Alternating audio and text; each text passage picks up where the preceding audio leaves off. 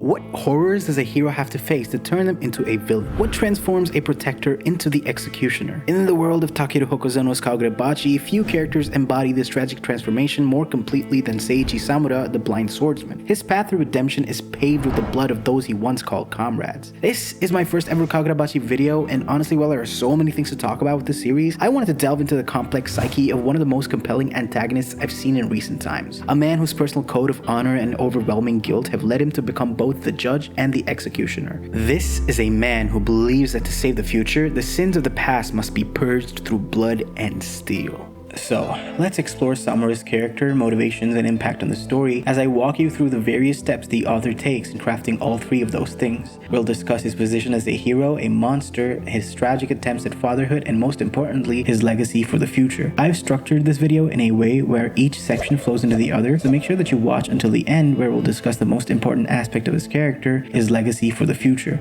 If you like analysis content, I do a bunch of this for Black Clover, but if you want me to do more for Kagurabachi, make sure you like and subscribe and let me know down in the comments below that you are interested in content like this. But with that out of the way, let's get into it.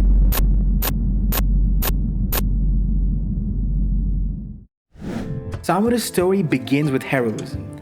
As one of the 6 wielders of the enchanted blades during the Seiichi War, he stood as Japan's defender, wielding the Tobimune with unparalleled skill.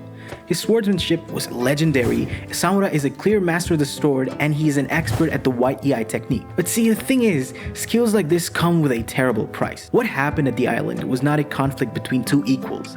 It was a bloodbath with no mercy. The exact nature of the atrocities committed by the enchanted blade wielders was kept shrouded in mystery within the narrative to heighten the impact when fully revealed. The master swordsman's malediction, something that claimed 200,000 lives in what would become Japan's darkest secret, is what the so-called war was. When the Hishaku began revealing these buried truths leading to what his anxiety told him would be the most horrific future, Samura makes his fateful choice. He decides that the sins of the Seiichi War were far too great. The cost was too high, and the wielders of the enchanted blades must pay the ultimate price for their actions. His alliance with the Hishaku is purely pragmatic, a means to an end. Despite this organization being framed as the clear bad guys in the story, Samura tells Uruha that the evil of the sword-bearers surpasses even that of that organization, as he positions himself as the executioner of his former friend. Samura's transformation from hero to antagonist is cemented in this moment, but Hokuzono refuses to let us view him as a simple villain. His motivations stem from a genuine desire for atonement and justice, and a belief that sacrifice is necessary to prevent history from repeating itself. The Hishaku's prophecy of a second malediction that could claim countless more lives only reinforces his convictions. Samura's character embodies one of the manga's central questions. How do we really atone for unforgivable sins?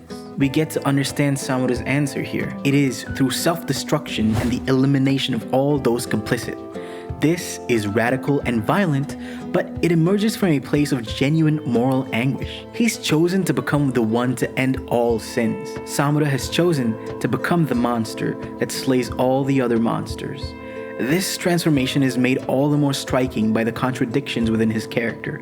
In casual conversation, Samura appears to be laid back and cheerful, yet in battle he becomes brutally efficient and focused. During the assault on the Senkutsuji temple, he apologizes to a Buddha statue for the violence that's about to unfold. This is a sinner acknowledging his transgressions before adding more bloodshed to his own ledger. After dispatching the enemies, he reflects on their damnation for their murderous attitudes, while acknowledging that he shares the same exact fate. The duality of Samura's nature extends even to his enchanted blade's abilities. We see in the recent chapters that the wielding of Tobimune grants him access to Suzaku. It's an ability that's named after the mythological phoenix. It is a power that symbolically represents both destruction and renewal. Here's what I find to be really fascinating. It's not just a simple power-up. This ability to regenerate through flame mirrors his own cyclical journey from protector to destroyer. This contradiction between his capacity for healing and his role as executioner further complicates our understanding of his character. This suggests that his pursuit of violent justice is carried out for potential restoration. But a question I'd like to pose to you is, what is this restoration of? Restoration of peace, order, justice? What is it? What exactly does Samura think he's going to restore? I really am curious to know what you guys think, so let me know down in the comments below. This self-awareness that Samura has makes him both more sympathetic and more tragic to us. Samura is not one of the villains that tries to justify his action through twisted logic or denial. Samura fully acknowledges his darkness on this path. His guilt does not stop him. In fact, his guilt is what fuels him. So let's try to understand what this darkness is and how he feels like he achieved enlightenment through this darkness.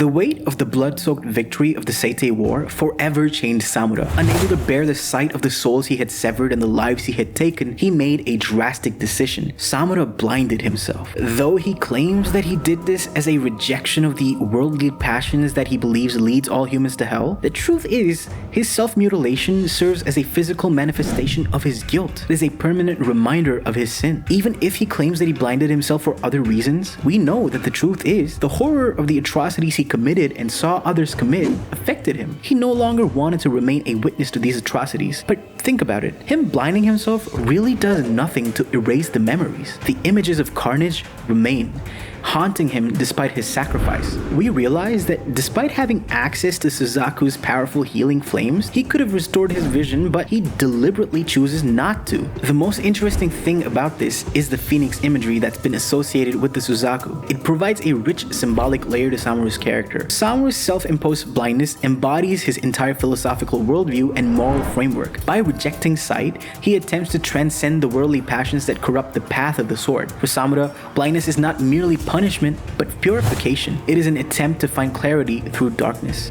Despite his attempts at spiritual purification though, Samura really remains haunted by what he has seen and done.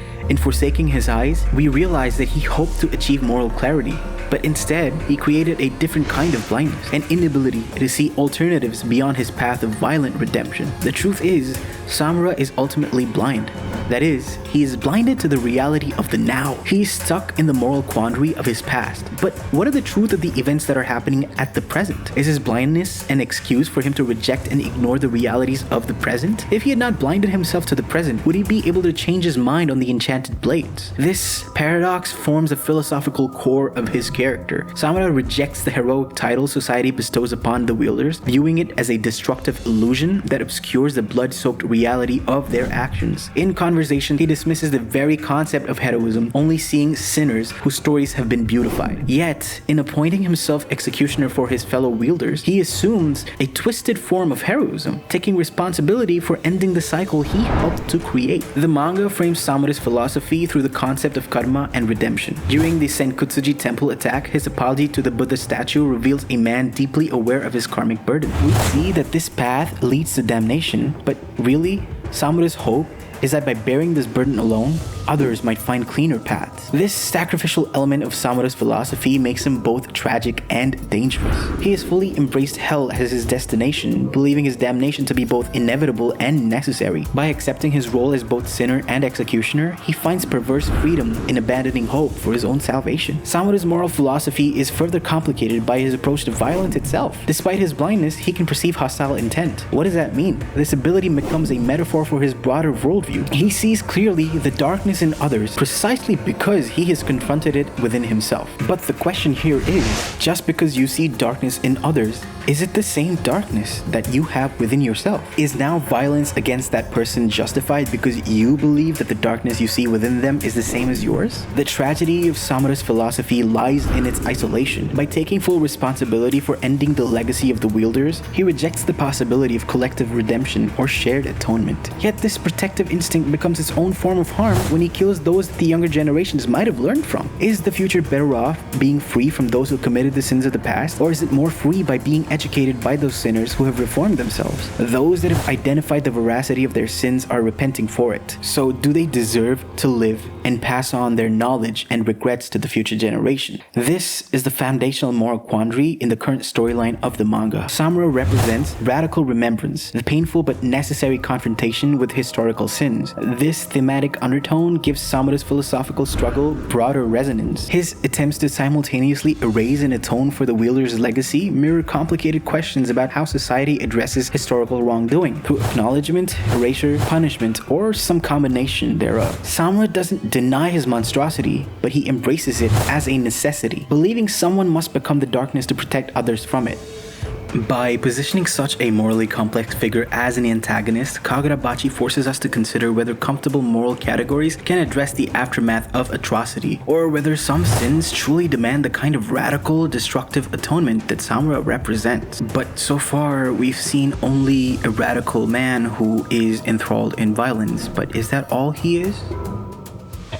If Samura's relationship with violence defines his role as an antagonist, it's his relationship with his daughter Iori that reveals his humanity and deepens the thematic resonance of his character. His presence in the story serves as a constant reminder of what Samura gave up to pursue the path of his redemption. The author uses Samura's paternal relationship to humanize him while simultaneously highlighting the personal cost of his choices. Samura's willingness to sever his bond with Iori, his one connection to normalcy and happiness, demonstrates both his love for her and the all-consuming nature of his own guilt. He cannot be both father and executioner. He chooses the latter at a devastating personal cost.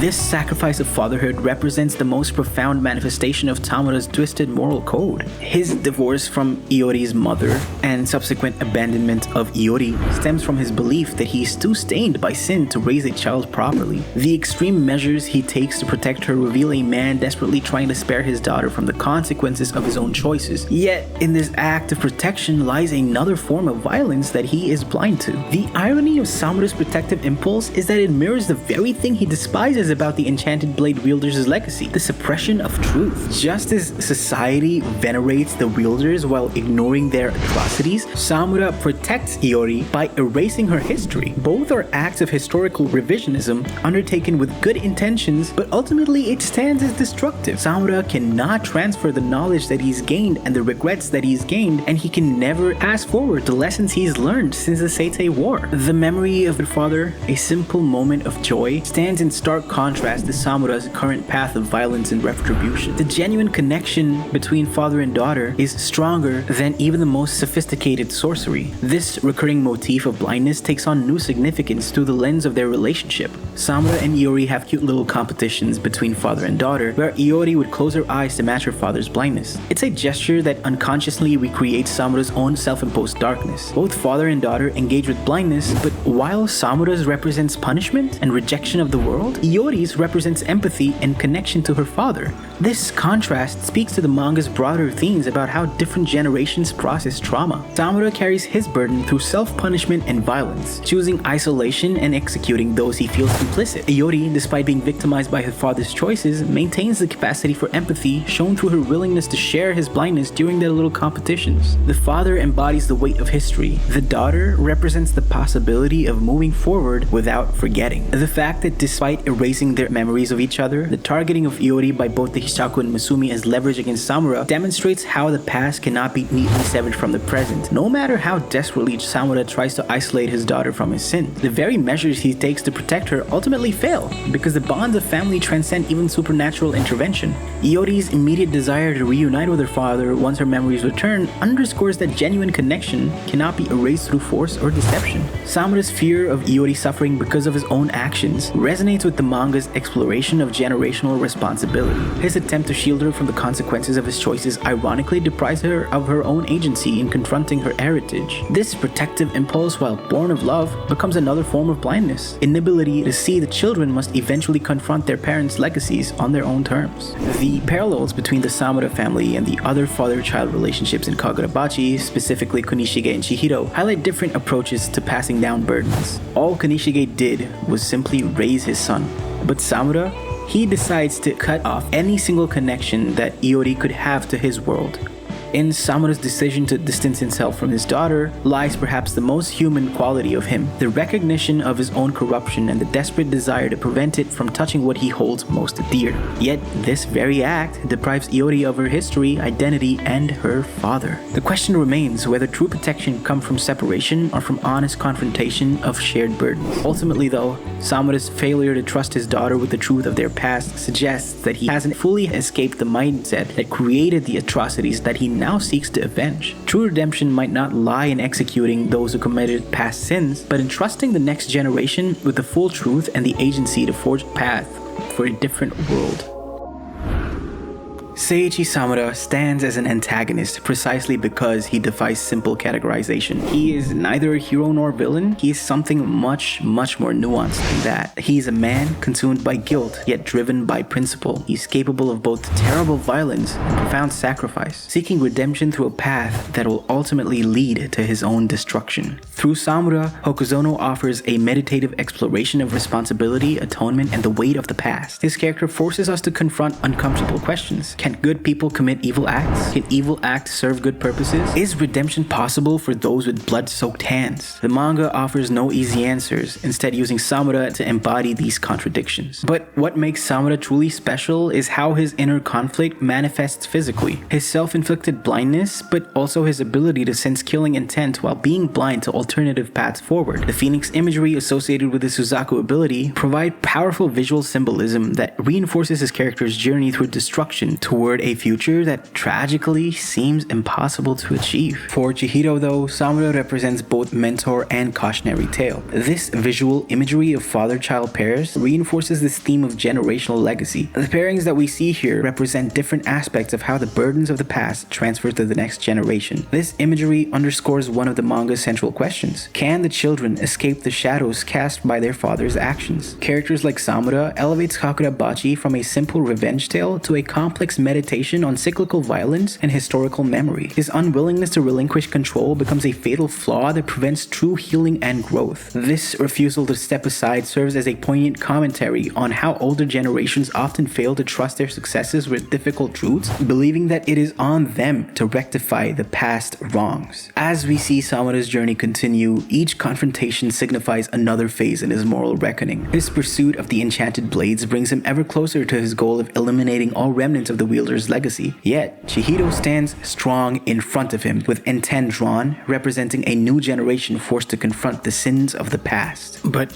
beyond all this analysis, I do want to point out that it seems really likely that Samura hadn't actually killed Uruha, and that the Kaminabi is probably covering up what we thought is the corpse of Uruha, and it's something else, right? Because he did heal Chihiro. So perhaps his method of killing people is by cutting off the potential contact with the blades and then trying to destroy them. That does seem as a likely path for him to be following as well, especially given the dialogue that we get where it's implied that death is how he distances himself from the people he cares about. So for Samura, there's still a lot that's still left to be explored by the author himself, by which time we can get an even more accurate understanding of what he is and who he is, because especially with the owl imagery, right, we have an understanding that he is an all-seeing, all-knowing kind of a presence. So it is obvious that his contradictions are clear to him, as we've discussed throughout the entire video, and I think that it's a lot more likely that he's going to be doing something that is more heroic than we expect him to be at this point in the story, and the act of activating them is not the equivalent of committing a genocide, which is probably what happened back in the island. So I think that is an important distinction that Samura will make. As readers, we're left with haunting images. Samura stands over Uruha's corpse as Chihiro watches in horror. Samura holds his daughter's hand in a fleeting moment of normalcy, but we again see Samura soaring on black wings manifested by the Tobimune. He is an angel of death, coming to deliver his own twisted form of justice. And now we see Samura wreathed in healing flames that restore even as they consume. How exactly does the mangaka plan to wrap up this